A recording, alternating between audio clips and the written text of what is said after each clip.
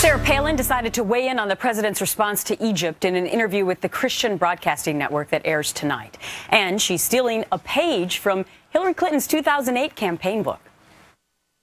And this is that 3 a.m. White House phone call, and it seems for many of us trying to get that information from our leader in the White House, it seems that that call went right to the answering machine.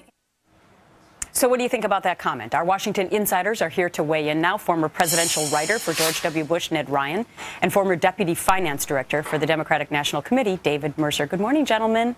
Good morning, Gretchen. Thanks for getting up so early. Post-Super Bowl haze is probably on your mind a little bit.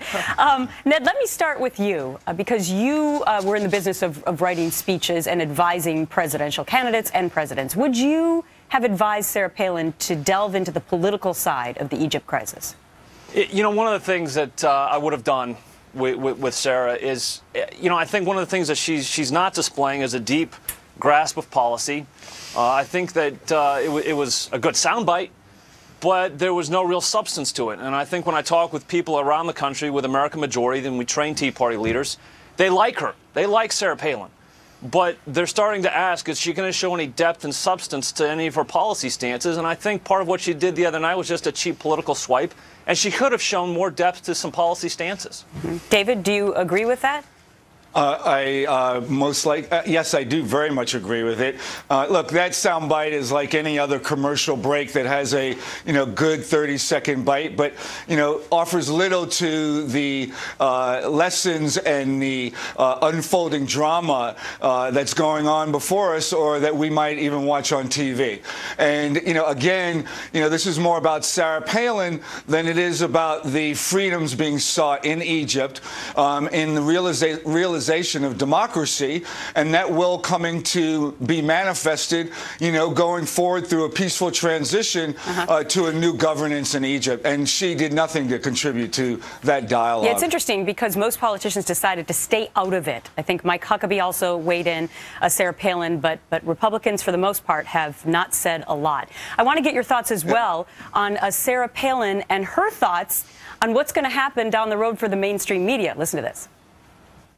I think much of the mainstream media is already becoming so irrelevant. We're so far from being able to trust what so many of the mainstream media personalities, characters feed the American public that it scares me for our country.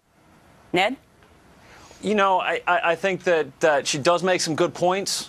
They are becoming more irrelevant, but there still is some relevance.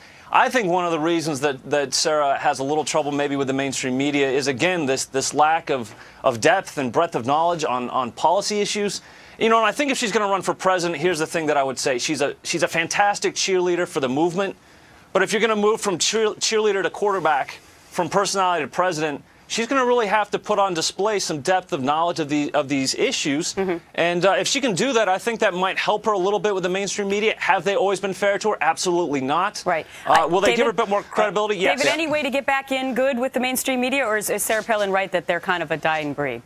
They are not a dying breed, and she's got to realize that, and you can just see it in her still raising suppositions about the Muslim Brotherhood, when every report coming out from all the stakeholders in Egypt looking for, a fair transition and participation in the democracy that's unfolding, that, in fact, she's still raising the specter of fear of the Muslim Brotherhood, when all reports are in unison and consensus that the Muslim Brotherhood is not the threat here. Oh, I don't know. Wait a minute. I don't know if we can go down that path, because I don't know if everyone agrees with the Muslim Brotherhood not being a threat to the United States. Well, but unfortunately, got to wrap it up there. Sure. Appreciate your time, guys, this morning. Thanks very much. Pleasure being with you. Thank you, Gretchen.